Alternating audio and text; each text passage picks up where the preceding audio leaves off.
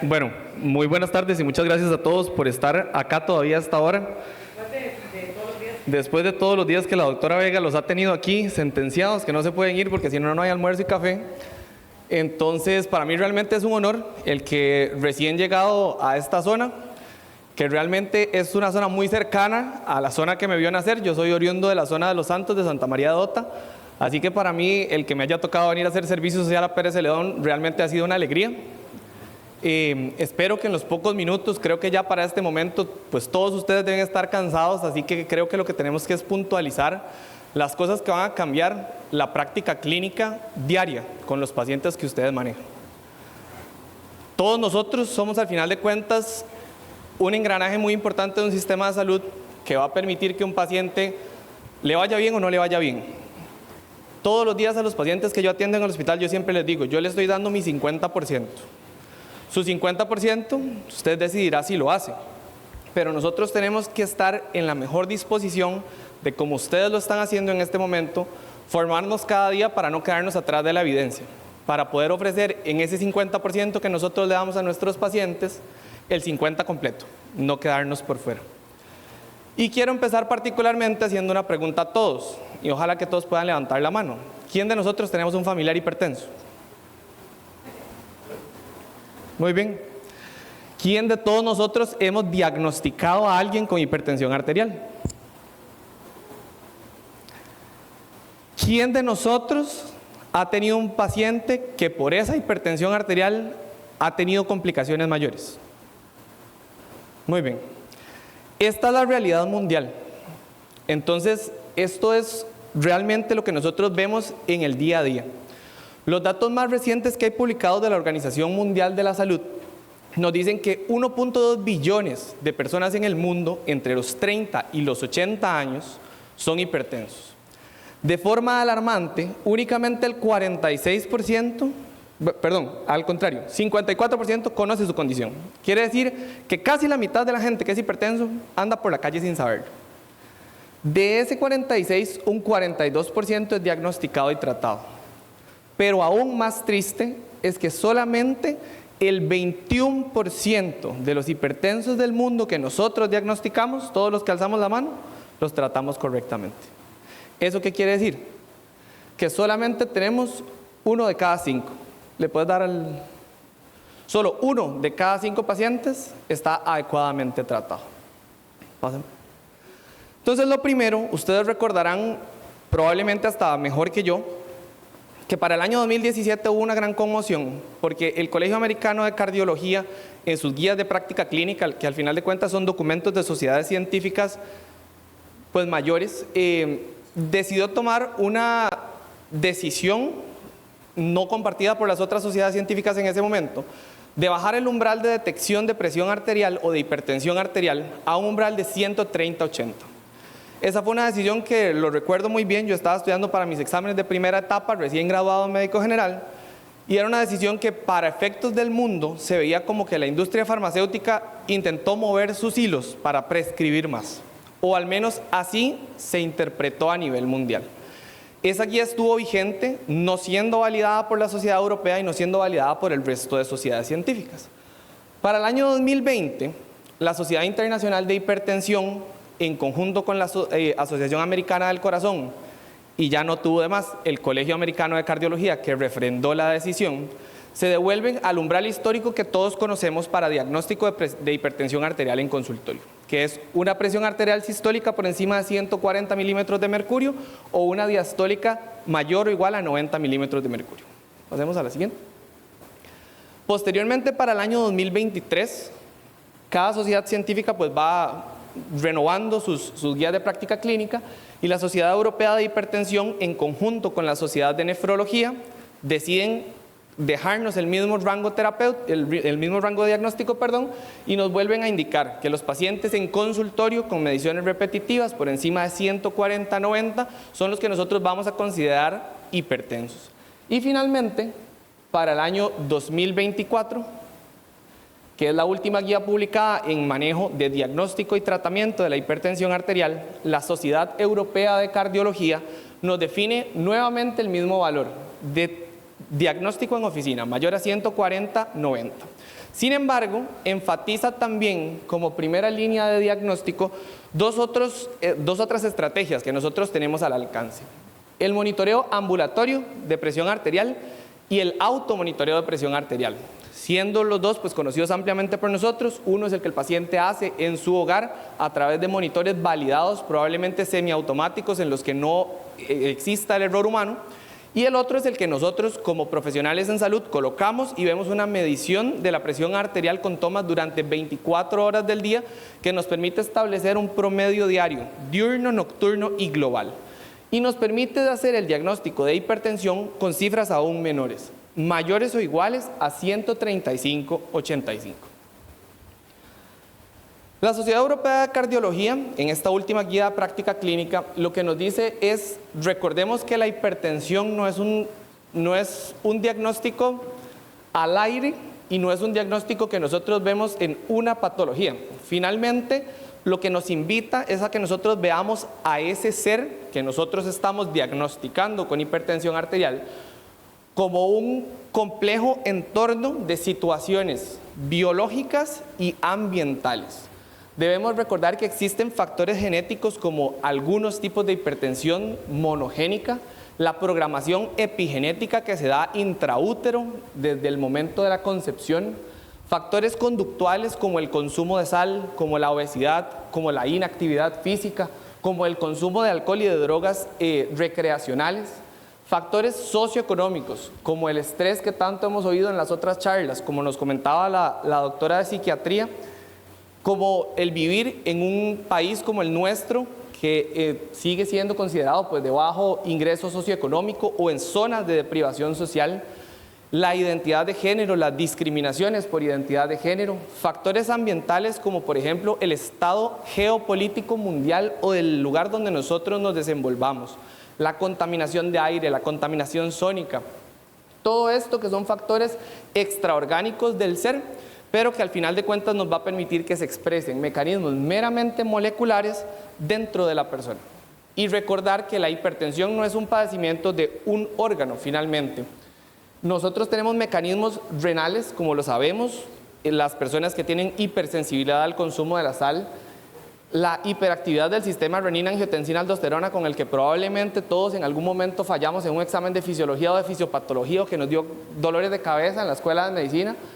Los factores neurohormonales como un sistema nervioso autonómico que se encuentra simpático activado persistentemente, factores vasculares como por ejemplo la disfunción endotelial y el remodelamiento de los vasos sanguíneos, ya sea como un remodelado excéntrico o concéntrico dependiendo del tipo de patología a la que nos enfrentemos, y por supuesto mecanismos hormonales en relación con enzimas, con hormonas sexuales o con el sistema de las endotelinas que permiten vasodilatación en el sitio.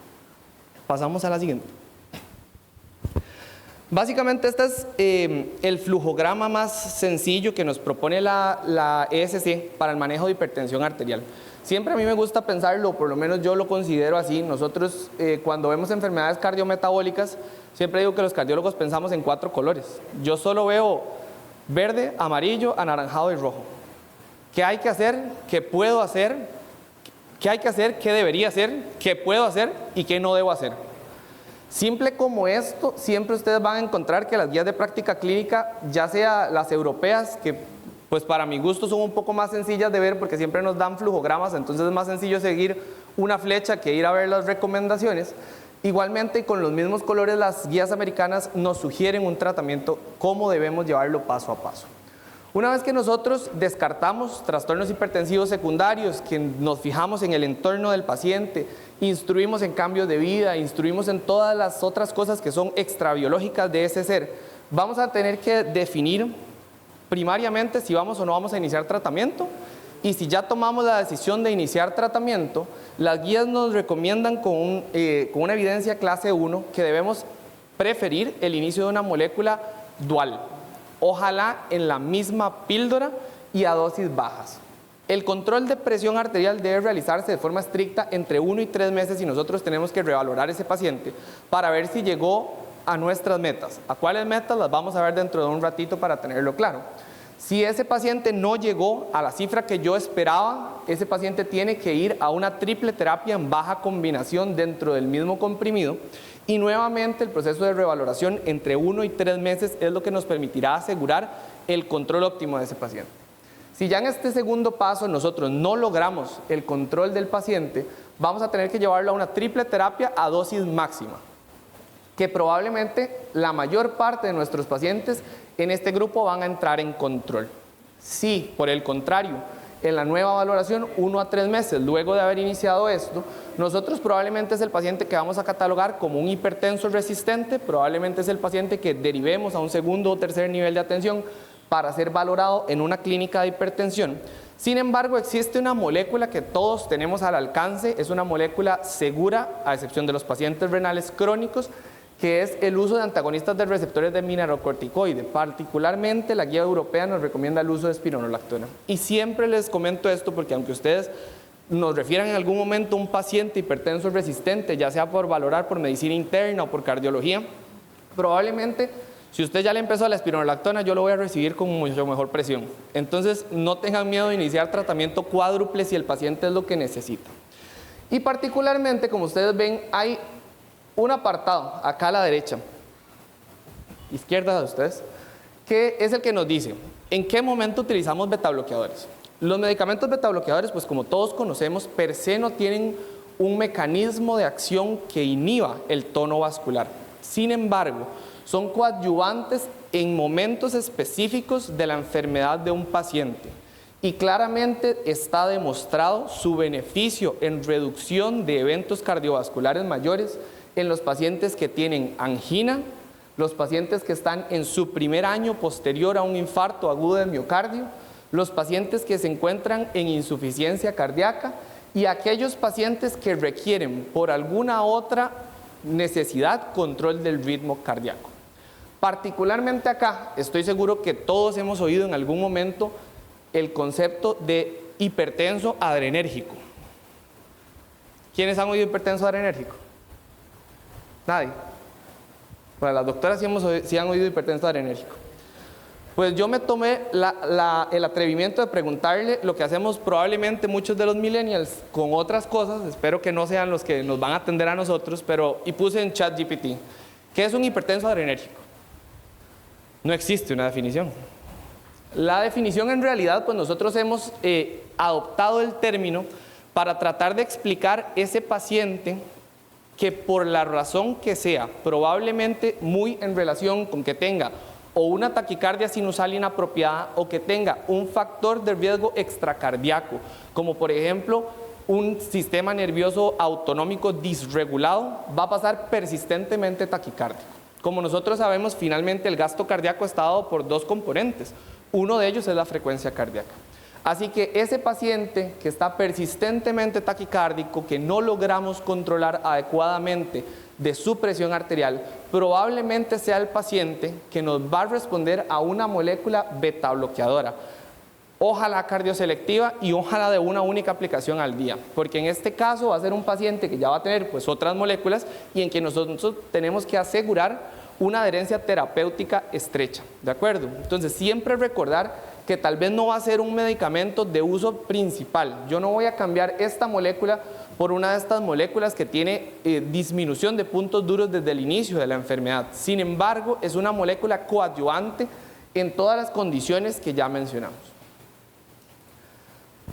Este artículo, que particularmente parece que es el título de la charla, se publicó el año pasado en la revista Hypertension y lo que nos permite es revisar los beneficios que tiene la reducción de la presión arterial, ya sean pacientes hipertensos o no hipertensos.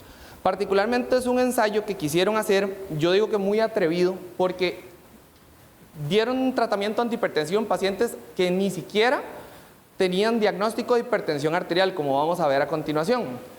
Resultó beneficioso al final de cuentas. Sin embargo, esta primera tabla que nosotros vemos acá es la reducción del riesgo relativo cardiovascular en los pacientes a quienes se les dio terapia antihipertensiva, ya sea en prevención primaria o en prevención secundaria. Como ustedes recuerdan, y probablemente si asisten a muchos congresos de estos, si leen muchos de los artículos que se publican en el cardiorrenometabólico, que es como ahora se intenta ver la enfermedad cardiovascular, el MACE es el compuesto de eventos cardiovasculares adversos mayores, que siempre va a estar dado por enfermedad por enfermedad coronaria, por insuficiencia cardíaca, por ictus no fatal y finalmente por muerte cardiovascular. Cuando metemos todas esas cuatro, vamos a tener este conjunto acá. El MACE, tanto en prevención primaria como en prevención secundaria, quiere decir que nos permitió ver una reducción de un 22% y de un 14% respectivamente, con una P que se comportó como una P de tendencia, que es diferente que una P absoluta, la que nosotros estamos acostumbrados a revisar. Las P de tendencia fácilmente se utilizan como una medida metabólica, como una medida estadística, que nos sugiere que hubo mejoría. Yo con esto no puedo decirles, claro, en prevención primaria debemos dar tratamiento antihipertensivo a todas las personas. Sin embargo, la reducción del riesgo de eventos cardiovasculares mayores, considerablemente todos los grupos se comportaron a la izquierda del 1 y como pueden ver acá, todos los intervalos de confianza estuvieron por debajo de la unidad, lo que sugiere que la reducción de la presión arterial, particularmente en este gráfico, entre 10 milímetros de mercurio de presión sistólica y 5 de presión diastólica, nos sugiere beneficios en muerte cardiovascular y en todos sus componentes. Pasemos al que sigue. Este otro gráfico, que es prácticamente el mismo, pero se hizo en el 100% de los pacientes que sí tenían un diagnóstico de hipertensión arterial. En este caso, como vemos, son nuevamente los mismos endpoints que nosotros intentamos medir: ictus no fatal, enfermedad arterial coronaria, insuficiencia cardíaca, muerte cardiovascular y la combinación de los cuatro. Como podemos ver, nuevamente todos se comportan hacia la izquierda del 1, los intervalos de confianza se mantienen por debajo de la unidad, lo que nos permite hablar de significancia estadística, y en esta oportunidad sí podemos ver que el complejo de MACE tuvo significancia estadística, al igual que el de muerte cardiovascular, tanto en prevención primaria como en prevención secundaria. Muerte cardiovascular particularmente, con una reducción de un 28% en prevención primaria y de un 33% en prevención secundaria. Pasemos a la siguiente. Y posteriormente, no incluye una diapositiva particular en la que los investigadores intentaron comparar cabeza a cabeza los diferentes tipos de fármacos antihipertensivos, porque finalmente el resumen es: ninguno le ganó al otro, porque además las guías, como nos suponen que nosotros usemos moléculas combinadas, lo que nosotros tenemos que llegar es a buscar precisamente esto.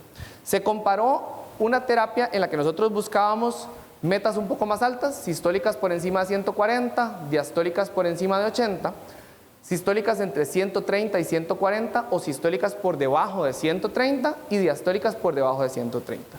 ¿Qué fue lo que se encontró? Que particularmente todos los pacientes en los que se logró, tanto en prevención primaria como en prevención secundaria, presiones arteriales sistólicas por debajo de 130 y presiones arteriales diastólicas por debajo de 80, fueron los que experimentaron la mayor reducción del riesgo residual cardiovascular. Pasemos a la siguiente. Entonces, en resumen, la reducción de la presión arterial, tanto en prevención primaria como en prevención secundaria, es beneficiosa. De eso no tenemos duda. ¿Hasta cuándo? Existían algunos estudios anteriores que nos decían que el nadir era 120/70 y que por debajo de eso no debíamos bajar la presión arterial. Este estudio concluye que ese nadir, del cual nosotros le conferimos un comportamiento en U al riesgo cardiovascular, es de 125/75. En prevención primaria, pues cuanto mayor sea el riesgo cardiovascular global, mayor es el beneficio. Existen, probablemente ustedes las usan día a día, pero calculadoras que nosotros tenemos en las aplicaciones celulares y que nos permiten fácilmente ver el riesgo cardiovascular global del paciente. La Sociedad Europea de Cardiología recomienda el SCORE, que tal vez es una no tan intuitiva, son cuadros muy bonitos, pero que uno no tiene tiempo tal vez de usarlos en la consulta siempre. No existe una aplicación sencilla para meterlos, pero particularmente para esta estimación yo sí les recomiendo que utilicen el ASCVD del Colegio Americano de Cardiología. Es una aplicación sumamente fácil de usar, que con los datos de laboratorio y presión arterial usted los llena y tiene una estimación del riesgo cardiovascular en 1 minuto.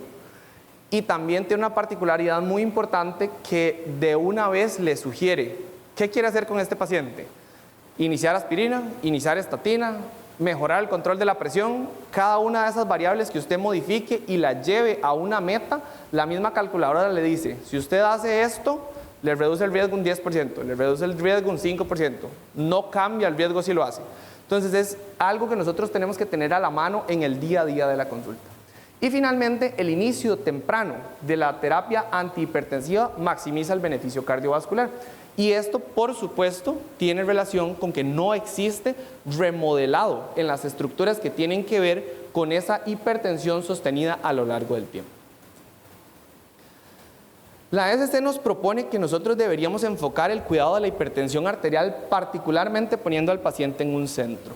Lo que yo les comentaba, el paciente debe entender su enfermedad, él es la persona que padece la enfermedad, nosotros somos parte del equipo multidisciplinario que tiene que ayudarle a controlar esa enfermedad, pero tanto el paciente como su familia deben ser los pilares fundamentales del tratamiento. Eso, junto con cambios en el estilo de vida que puedan ser perpetuados por este vínculo familiar y nuestra terapia farmacológica, va a ser lo que finalmente nos va a permitir frenar el avance de esta enfermedad cardiovascular. Entonces, particularmente si en esta tarde yo espero ustedes se lleven un mensaje, son estos 4 mensajes. Cuanto antes, mejor. No siempre cuanto más bajo, mejor. Pero siempre debemos buscar metas. Hay que negarse a la inercia terapéutica. Y esto todos lo hemos vivido. Es mucho más fácil hacer 4 clics y darle generar receta que decir, este paciente no está en metas, tengo que hacer las recetas nuevas y meterle otra molécula. Hagámoslo, porque eso es lo que nos va a permitir que ese paciente que estamos individualizando se muera menos, y se muera menos de causa cardiovascular. Y finalmente, precisamente eso, individualicemos al individuo, pensemos en las limitaciones que llevan a ese paciente a tener hipertensión arterial y a cómo, como parte del sistema de salud, nosotros podemos minimizarlas para que ese paciente tenga menos complicaciones. Muchas gracias.